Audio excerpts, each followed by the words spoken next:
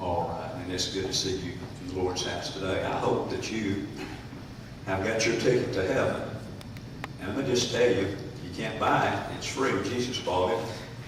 And you got to spend eternity somewhere, and it might as well be in heaven with the Lord. And so if you don't have a ticket, then you come around at the end of the service today, and we'll tell you how to get a ticket to go to heaven at the end of the way.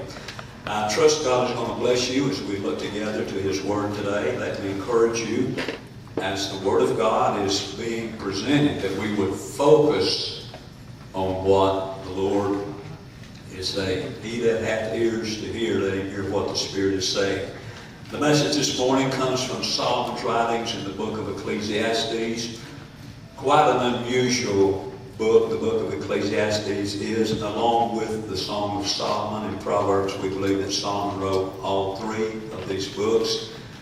Our text comes from the 3rd chapter, but I want to just make reference to the first and the last chapter of Ecclesiastes, because in the beginning of this book, Solomon writes to us, and he talks about everything being vanity. That means it's worthless. It means it's futile. And of course, the biggest reference is at the end of the way, if you don't know God, everything is futile. It is worthless. It is vanity. What did the Lord say? What would it profit a man if he gained the whole world and lost his own soul? And then as he closes this book, in the last part of the 12th chapter, and I didn't really intend to do this, but I want to, and then we'll go to our text. In the last 2 verses of this book, he says, "Let us hear the conclusion of the whole matter. Fear God and keep His commandments, for this is the whole duty of man.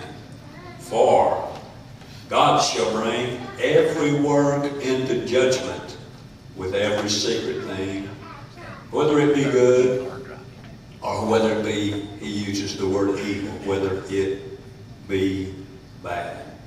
We all want to stand before the Lord and appear before Him someday. And I hope and trust that it will be well with you at the end of the way. It is in the 3rd chapter that I want to make reference today.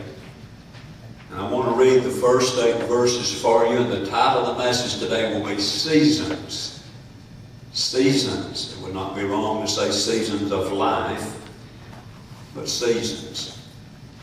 To everything, that means barring nothing, there is a season. And there's a time to every purpose under the heaven. A time to be born and a time to die. A time to plant and a time to pluck up that which is planted. Time to kill and a time to heal. Time to break down and a time to build up. A time to weep and a time to laugh. A time to mourn and a time to dance. Time to cast away stones and a time to gather stones together. Time to embrace and a time to refrain from embracing. There's a time to get and a time to lose. A time to keep and a time to cast away. A time to rend and a time to sow, a time to keep silence, and a time to speak. A time to love and a time to hate. A time of war and a time of peace. Solomon gives us opposite extremes of things that mankind goes through in this life. Today, there is a God-ordained season that is closing, and nobody can change that. This is the last day of summer in the year of 2008. And tomorrow marks the beginning of what we call the fall or the autumn season. These are seasons that God has ordained. He says in the book of Genesis, and then there's another place, seed time and harvest is not going to pass until all things are fulfilled. You can find on the front of the little devotion out there, Our Daily Bread, while the earth remains, he said, seed time and harvest, and cold and heat, and winter and summer, day and night shall not cease. And these are times that God has ordained for this earth. He has ordained these seasons. In the winter, there's a time that seems dreary to me. It's cold, and it's a time of sickness and high debts, and the birds don't even seem to be as happy. The trees have shed their leaves and they appear to be dead. And the wintertime seems to me to be a dreary time.